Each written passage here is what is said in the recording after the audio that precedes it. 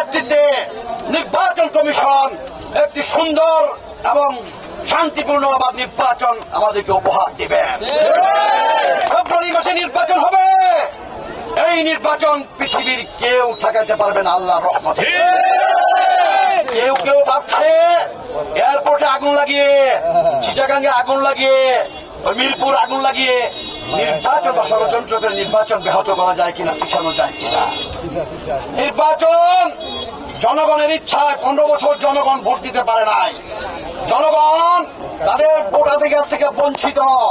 সুতরাং আগামী ফেব্রুয়ারি মাসে 26 সালে যে নির্বাচন হবে, জনগণের অংশগ্রহণে এবং সমস্ত রাজনৈতিক দলের অংশগ্রহণে সেই নির্বাচন হবে অত্যন্ত সশক্ত এবং অবাধ। বাঞ্ছারামপুর হোটেল থেকে মনোনীত করে আমার ছাত্র রাজনীতির যে ইতিহাস ছিল, আমরা যে ছাত্র রাজনীতি করেছি একসাথে, সেই ইতিহাসের ধারাবাহিকতায় আমরা বাঞ্ছারামপুরের জনমানুষের কল্যাণে,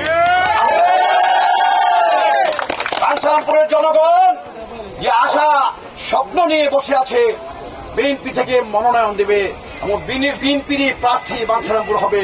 আমি বিশ্বাস করি আগামী নির্বাচনে বিএনপি থেকেই বাঞ্ছারামপুর ইলেকশন, বিএনপি থেকে যাকে নমিনেশন দেবে আমরা সবাই মিলে তার নির্বাচনই করব।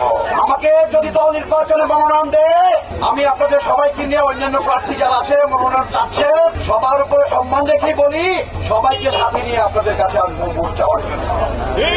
আর যদি দল অন্যান্য যোগ্য কোনো প্রার্থীকে দেয়, প্রত্যেক প্রার্থী যোগ্য, তাদের জন্য আমি আপনাদেরকে নিয়ে কাজ করব। তবে বাঞ্ছারামপুরের মাটি হচ্ছে বিএনপির ঘাঁটি। এই বাঞ্ছারামপুরের মাটিতে ভিন্ন কোন শক্তি যদি এখানে মাথা চারা দেয়, তাহলে বিএনপি অদূর ভবিষ্যতে অনেক ক্ষতিগ্রস্ত হবে।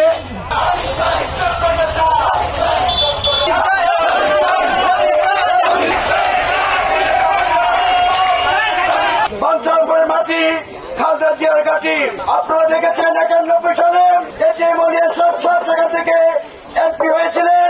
জনাব শাহজাহান স্বজন রক্তে ভেজাম এবং শাহজাহান স্বজন এখানে এমপি হয়েছিলেন। জনাব এম এ খালেক পিএইচডি মহোদয় এখান থেকে এমপি হয়েছিলেন।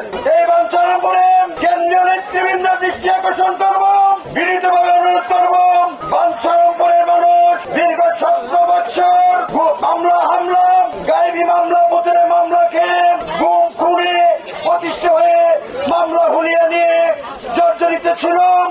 তারপর